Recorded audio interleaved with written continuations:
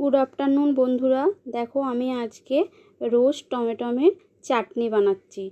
কিরম দেখতে হয় বা কেমন হয় তোমরা একটু জানিও।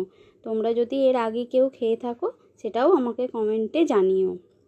দেখো টমেটোগুলোর গায়ে ভালো করে তেল মাখিয়ে নিয়েছি, রসুনটা, পেঁয়াজটা, লঙ্কাটা এগুলোর গায়েও তেল মাখিয়ে নিয়েছি।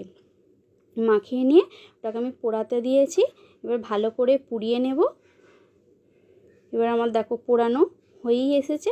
এবার আমি নামিয়ে নেব। দেখো নামিয়ে নিয়েছি।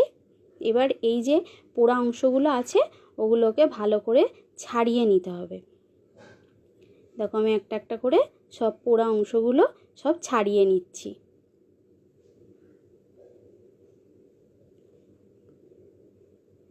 টমেটো একটা ছাড়িয়ে নিলাম। এবার পেঁয়াজটাকে ছাড়িয়ে নিচ্ছি। খুব সুন্দর খেতে হয় বন্ধুরা, তোমরা একবার বাড়িতে অন্তত ট্রাই করে দেখো। লঙ্কাটা আমার পুড়িয়ে রেখেছিলাম, লঙ্কাটা তুলে নিলাম। এবার এইভাবে করে আমি সব আর একটা টমেটো আছে ওটাও আমি ছাড়িয়ে নেব ভালো করে। রসুন আছে, রসুনটাকে ভালো করে ছাড়িয়ে রসুনের ভেতরের যে কোয়াটা সাদা অংশটা সেইটা নিয়ে নেব। দেখো আমার সব ছাড়ানো কমপ্লিট হয়ে গেছে।